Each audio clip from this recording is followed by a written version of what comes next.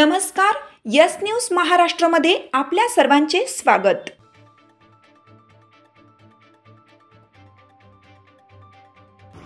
आज जिल्हाधिकारी कार्यालय सांगली येथे संघर्ष समितीच्या वतीने निवेदन देण्यात आलं आणि कामगारांच्यावर जे अन्याय अत्याचार जे करत आहेत, कामगार आयुक्त कामगार कार्यालयातून जे पूर्वी 5-5 वर्ष 3-3, 4-4 वर्ष जे कामगार नोंदीत आहेत त्यांना तुम्ही बोगस कामगार आहे, तुमची चुकीच्या पद्धतीने नोंदणी झाली, 3-3, 4-4 डेजला तपासून अर्ज स्वतः अधिकाऱ्यांनी मंजूर केले आणि तेच अधिकारी आज कामगारांना बोगस म्हणतात। म्हणजे चोराच्या उलट्या बोंबा अशातला प्रकार चालू झालेला आहे आणि जे कामगार स्वतः खरोखरच कामगार आहेत त्यांच्या पाठीमागे लागून हे अधिकारी त्यांच्यावर अन्याय अत्याचार करत आहेत आणि दक्षता पथकाच्या नावाखाली हे कामगार कार्यालयातून फोन करतात, आम्ही दक्षता पथकाचे अधिकारी आहोत, तुमचं नाव काय, तुमचं गाव काय, तुमचा पत्ता काय, आणि हे सगळे पूर्ण विचारून झाल्यानंतर म्हणतात की आम्हाला तुमची आरोग्य तपासणी करायची आहे, तुमचा पत्ता सांगा, त्या ठिकाणी आम्ही येतो आणि तुमची आरोग्य तपासणी करतो। म्हणजे असे प्रकार कामगारांसोबत चालू आहे आणि या कामगारांच्यामुळं आज हे शासन आहे, या शासनावर देशात आणि राज्यात त्या कामगारांच्या मूळ सत्ता आली हे सरकारने विसरू नये आणि सरकारने तात्काळ याच्यावर मार्ग काढावा आणि कामगारांना न्याय हक्क द्यावा ही आमची मागणी आहे।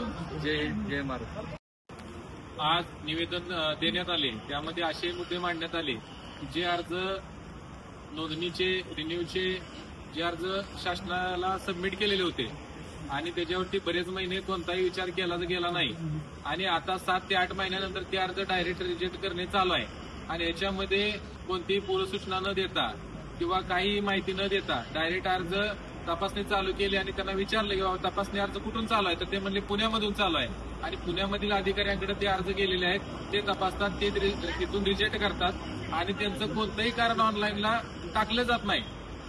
या पद्धतीची चुकीच्या प्रकारे अर्ज तपासाय चालू याचा आम्ही या ठिकाणाला तीव्र स्वरूपात निषेध व्यक्त करतो। आज सांगली जिल्ह्यामध्ये बांधकाम कामगार फक्त संघर्ष समितीच्या वतीने आज जिल्हाधिकारी या कार्यालयामध्ये निवेदन देण्यात आले।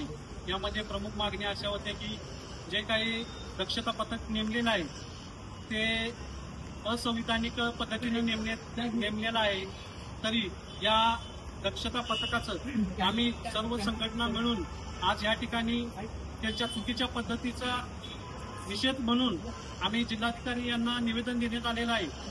तरी आमच्या संघर्ष समितीच्या वतीने हे निवेदन इथून पुढे अशाच पद्धतीनं त्या त्यांच्या चाललेल्या कारभाराच्या विरोधात असेल असं या ठिकाणी मी आज आपणास सांगतो। धन्यवाद। नमस्कार, समितीच्या वतीने आज जिल्हाधिकारी यांना निवेदन देण्यात आले। प्रथम मागण्या की चाललेला हे उभे कारभार उद्योग भवनचा पथक मागून कामगारांची बोगस आहे असं सिद्ध करण्याचं काम करत आहे। तरी पहिल्या प्रथम आमची मागणी आहे की अधिकारी आहेत बसलेले यांनी फोन टेबलवरून नोंदणी करून तुला लाभ वाटप करून आता 4 वर्षानंतर तिचा फॉर्म वर काढतात आणि तिला म्हणतात की तू कामगार बोगस आहे। तिच्यावर पोलीस खात्याचं त्या घालून तिच्यावर FIR दाखल करण्याचं काम करत आहेत। तरी पहिली आमच्या कामगारांची चौकशी करत असताना त्या अधिकाऱ्यांची बी संघ चौकशी करण्यात यावी। या पथकाचं आम्ही स्वागत करतोय, पण एका बाजूने नको आहे आम्हाला, दोन्ही बाजूने तिची चौकशी झाली पाहिजे।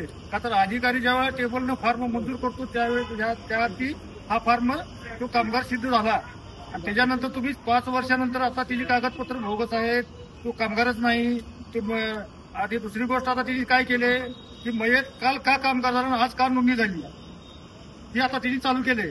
म्हणजे मयतनं कामगारांनी यांना विचारून मरायचा आता इथनं मोर की बाबा माझी नोंदणी आज केली मी उद्या मरतो असा प्रकार हिने चालू केलेला आहे इथे। तरी ही आता नुसती चितावणी आहे, हे जर नाही थांबलं तर हिच्यापेक्षा वेगळा मार्ग प्रत्येक समिती आणि संघटना मिळून आम्ही निवडू। तुमची साथ आमची। यस न्यूज महाराष्ट्र चॅनलला लाईक करा व सबस्क्राईब करायला विसरू नका।